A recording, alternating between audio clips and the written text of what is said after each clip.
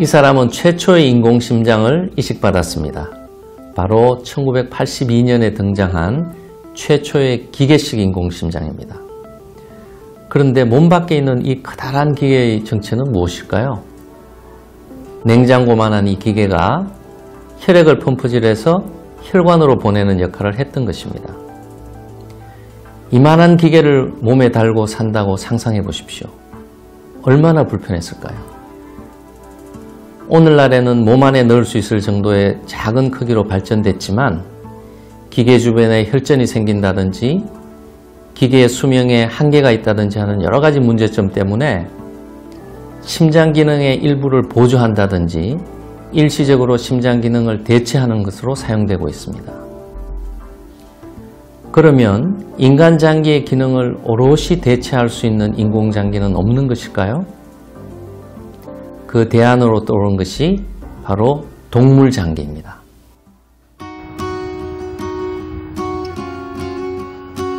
사람이 아닌 동물의 장기를 인체에 이식하는 이종장기. 이종장기 생산의 가장 기본이 되는 것은 바로 돼지다. 여기는 이종 이식에 활용하기 위해서 만든 다 유전자 조작된 돼지입니다. 아마 한 마리당 가격을 치면 한 1억에서 2억 정도 되지 않을까 생각을 하고 있습니다. 사람에게 이식될 장기를 생산하는 돼지인 만큼 병균이 없도록 철저하게 위생 관리를 하고 있다.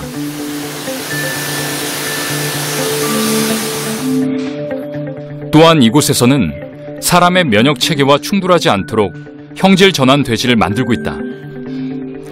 그런데 인간과 계통상 가까운 영장류 대신 돼지가 쓰이는 이유는 뭘까? 돼지의 장기는 인간의 것과 크기가 비슷하고 원숭이나 침팬지에 비해 사육기간이 짧고 대량 생산도 가능하다. 만약에 심장 이식을 한다 그러면 한 5kg 내외의 돼지가 가장 좋고요. 그 다음에 채도 세포를 하려고 그러면 걔들도 커야 됩니다. 왜냐면 채도가 많아야 되니까. 지난해에는 건국대 병원과 공동으로 돼지의 심장과 각막을 필리핀 원숭이에게 이식했다. 바이오 이종 이식용으로 직접 개발한 품종으로 이식 수술이 진행됐다. 심장 이식을 한 원숭이의 경우 60일간 생존하면서 국내 최장 기록을 세우기도 했다. 돼지의 각막과 심장뿐만 아니라 쇄도와 신장 이식 분야도 연구 중이다. 동물의 장기를 사람에게 이식하려는 시도는 17세기부터 있어왔다. 20세기에 들어서도 동물의 장기를 인간에게 이식하는 실험들이 꾸준히 행해졌지만 환자의 생명 연장에는 전혀 도움이 되지 못했다. 이식된 장기는 수분 내에 망가지고 환자는 사망하고 말았다. 이처럼 격렬한 거부 반응이 나타나는 이유는 무엇일까? 돼지 장기 표면에는 특유의 성분이 있다. 갈락토오스라는 당 분자 2개로 이루어진 알파-13 갈락토오스. 이를 줄여서 보통 알파갈이라고 부른다. 돼지의 장기를 영장류에 이식하게 되면 영장류의 면역 시스템은 낯선 이물질인 알파갈을 즉각적으로 알아채고 공격하기 시작한다. 알파갈로 인해 발생하는 면역 거부 반응은 생명을 앗아갈 만큼 강력하다. 이종 간의 장기 이식에서 격렬한 면역 거부 반응이 나타나자 과학자들은 종 사이의 인식 체계를 흔드는 방법을 연구하기 시작했다. 인체에 거부 반응을 일으키는 유전자를 제거한 복제 돼지를 만들어낸 것이다. 다시 말해 유전자를 조작해서 초급성 거부 반응을 일으키는 알파갈을 만들어내지 못하게 한 것이다.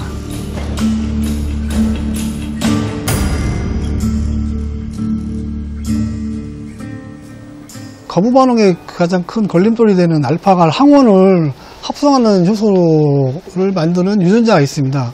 그 유전자 유치에 넣습니다. 그 유전자만 찾을 수 있는 탐침자를 같이 넣은 겁니다. 그러니까 얘가 잡아냈죠. 알파갈을 비롯한 면역 거부 반응을 일으키는 유전자가 기능하지 못하도록 유전자를 제어한 다음 거부 반응을 억제할 수 있도록 형질이 전환된 복제 돼지를 만드는 작업에 들어간다.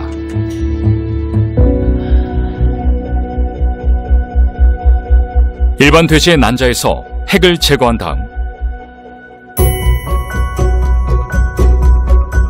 형질이 전환된 체세포를 다시 주입해서 복제 수정란을 만드는 정교한 작업이다.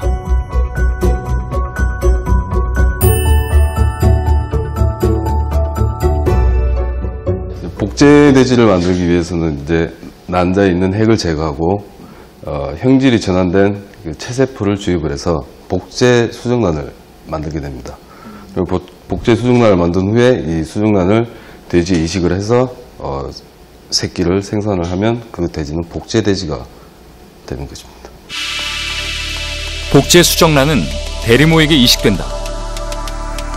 대리모의 난소에 직접 복제 수정란을 주입해 안착시키는 방식이다.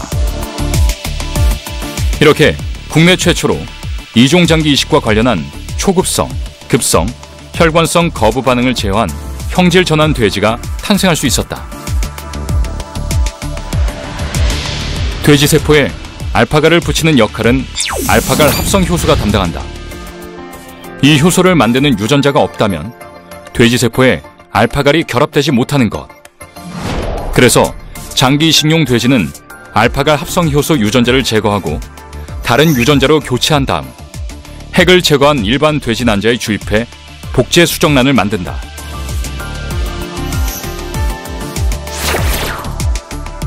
이를 대리모에 이식한 결과 알파갈 합성 효소 유전자가 없이 태어난 장기 이식용 돼지를 탄생시킬 수 있었다. 유전자를 삭제하거나 교환할 수 있는 유전자 편집 기술이 등장하면서 이종 장기 이식은 새로운 전기를 맞았다. 이제는 시간과의 싸움. 특정 유전자 하나를 전환시키는데도 여러 세대 동안의 육종이 필요하기 때문이다.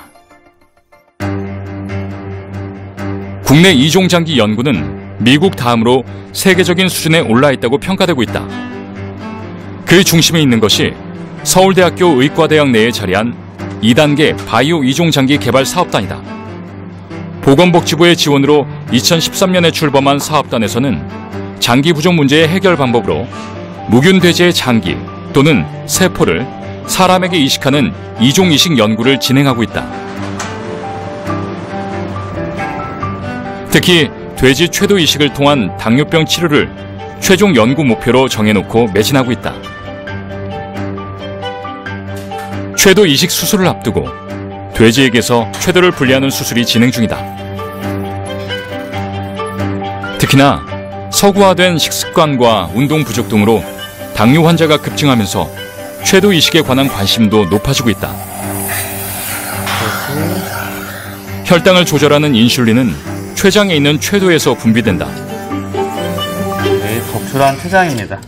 적출한 췌장을 이제 재차 멸균을 하고요.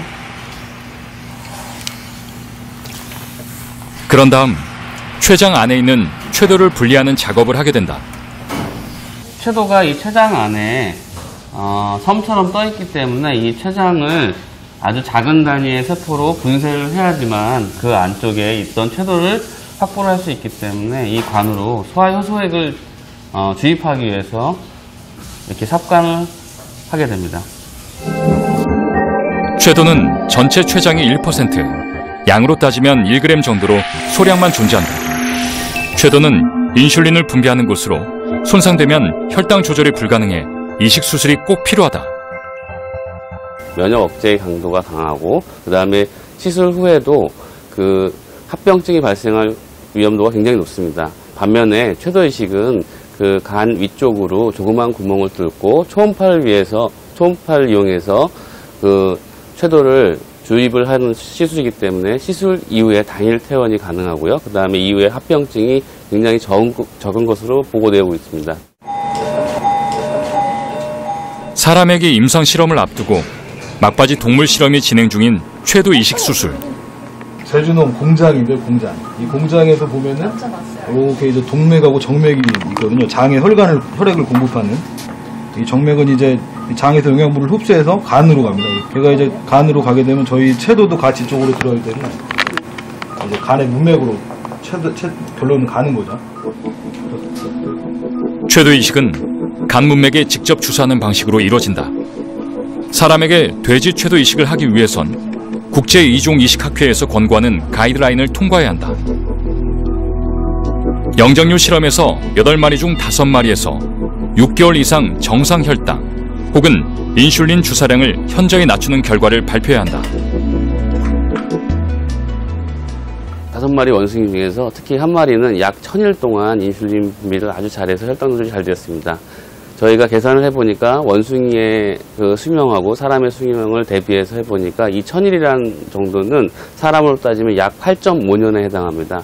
그렇기 때문에 저희가 이러한 결과를 사람에게 적용을 해서 당뇨병 환자들이 시술을 받고 난 다음에 최대 8.5년 이상은 돼지 췌도로도 충분히 정상 생활을 할 수 있다는 것을 보여주는 결과가 되겠습니다. 하지만 여전히 이종 장기 이식을 가로막고 있는 건 안전 문제다. 논란에 불을 지핀 건 지난 1997년. 실험실 조건에서 돼지의 내인성 레트로바이러스가 인간의 세포를 감염시킬 수 있다는 연구 결과가 발표된 것이다.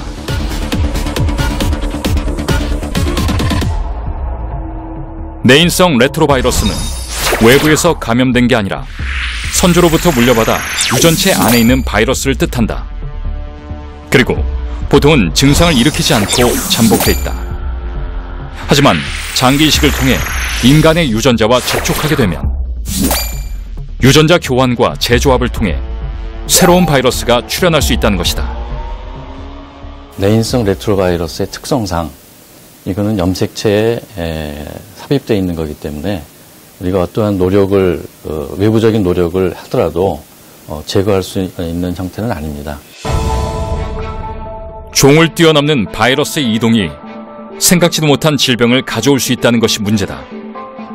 대표적인 사례가 후천성 면역결핍증 바이러스다. 침팬지 몸에서 침팬지에게 아무런 해를 끼치지 않던 바이러스가 사람에게로 옮겨오면서 변이를 만들어낸 것이 HIV 바이러스다. 이처럼 종을 뛰어넘는 바이러스의 이동은 늘 위험이 도사리고 있다. 아직까지 돼지에게서 장기 이식을 받은 영장류에서 바이러스가 발견되지 않았다. 하지만 연구진들은 100분의 1, 1000분의 1의 가능성에 대비해 장기 이식 수술 후에 바이러스 모니터링을 철저히 하고 있다. 100% 안전한 것으로 판명이 나야만 사람에게 이식을 할 수 있기 때문이다. 면역 거부 반응과 더불어 바이러스와 감염 질환의 문제는 여전히 극복해야 할 과제로 남아있다.